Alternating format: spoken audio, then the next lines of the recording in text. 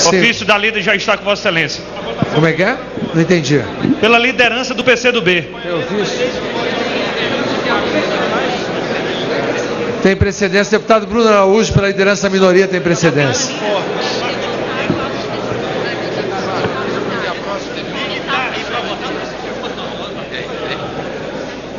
Senhoras e senhores, senhor presidente,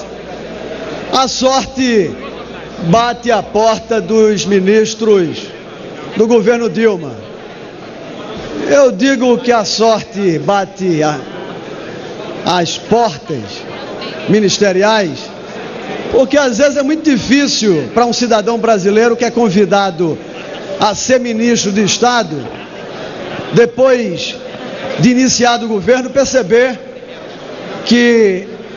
o que no passado foi lua de mel virou um pesadelo na relação entre o governo e a sociedade. E muitas vezes, alguns desses brasileiros têm a iniciativa de perceber em que imbróglio o governo está envolvido, ou metido, ou que dissociação dos movimentos populares, da sociedade, e às vezes tem dificuldades pessoais de tomar iniciativa. E a sorte pode bater a porta do governo, como episódios que nós conhecemos, como o do ministro Cid Gomes, que encontrou a sua forma de ser demitido do Ministério da Educação, e a República ainda à procura de um ministro da Educação, do governo Pátria Educadora, que tem sistemáticos cortes na área da educação.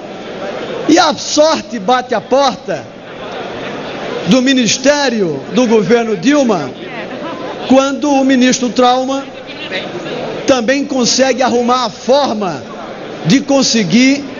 se salvar desse governo com a demissão de ontem. É verdade que pelo menos o ministro Cid Gomes teve o movimento de esperar a convocação do Congresso e vir, pelo menos, cumprir um chamamento à vara, o chamamento à vida obrigatória para, em tese, evitar um crime de responsabilidade. O ministro Trauma, gozando de suas férias e sabendo do movimento e das decisões do Congresso Nacional, tanto do Senado quanto da Câmara, tomou a iniciativa de pedir a demissão e evitar, não só evitar um constrangimento de ter que explicar a atuação de seus robôs digitais em agressão, em propaganda do governo petista, como em agressão também às redes sociais, aos Facebooks de diversos parlamentares, inclusive nós de oposição, que se posicionam de forma legítima contra esse governo. E há de se compreender que esse movimento não é só dos ministros que conseguem arrumar a sua oportunidade de pular fora de um governo que, além de ser abandonado, possui a base aliada não do acaso, porque essa mesma base aliada veio de um processo eleitoral agora que identificou durante as urnas e agora, sobretudo com os movimentos ocorrendo pelo Brasil afora, da absoluta dissociação entre o que foi o passado e o que é hoje o conceito do governo Dilma Rousseff. E é mais grave quando as sinalizações são dadas dentro do próprio partido, com duas das maiores lideranças. Primeiro, quando o criador, o ex-presidente Lula, diz a um quadro histórico dos mais importantes do Partido dos Trabalhadores, senador de um estado dos mais politizados do Brasil, o senador Paulo Paim, e diz: olha, Paim, vote com a sua consciência. Quem vota com a sua consciência não comete erro. Ou seja, o Paim votando contra a orientação do PT. Ou mais, seja quando o próprio presidente do Partido dos Trabalhadores, o deputado estadual Rui Falcão, numa reunião com seus filiados, dá o exemplo do que era levado dos cartazes carregados durante o governo Allende no Chile, no sentido do apoio ao governo, e ele repetia aos filiados do partido, abre aspas, é um governo de 3 pontinhos, em respeito àqueles que nos assistem à TV Câmara, possivelmente muitos menor de idade, no horário inapropriado para ser citado o termo na liturgia da tribuna ou pela TV Câmara. É um governo de 3 pontinhos, mas é o meu governo. É esse o ponto que chegou à relação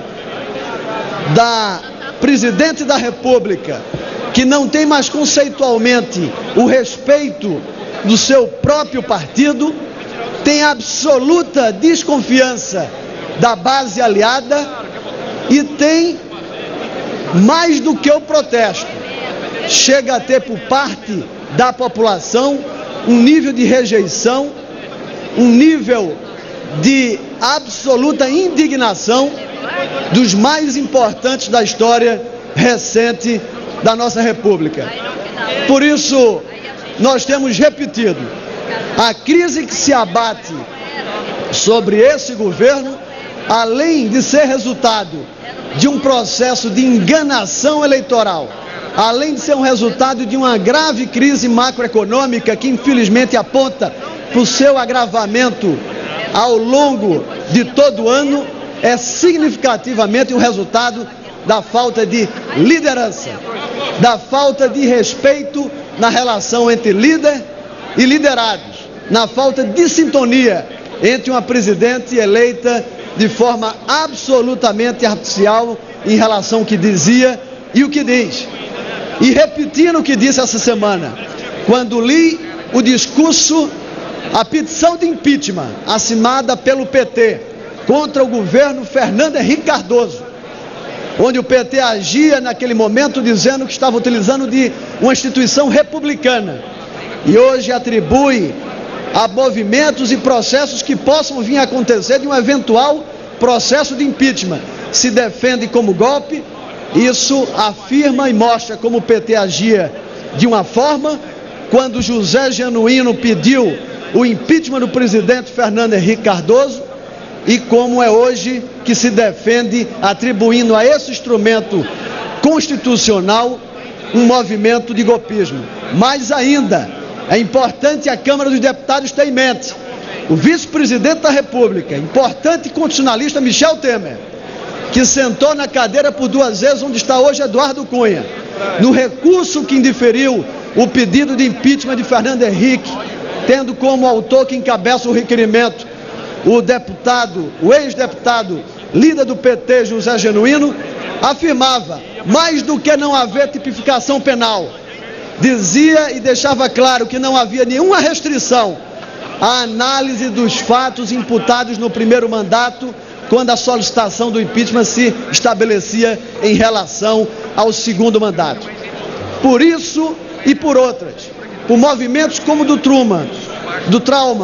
Thomas Trauma e de todos os outros que têm acontecido no país, das expressões do líder, do presidente do Partido dos Trabalhadores e do voto de confiança do presidente Lula, mais na consciência do país do que na liderança da presidente Dilma, o país mostra qual é o momento político que nós vivemos. E é uma nítida falta de líder para conduzir um país dessa dimensão continental, com uma das maiores populações do mundo, com diversidade cultural e que passa por uma grave crise econômica. Era isso, senhor presidente.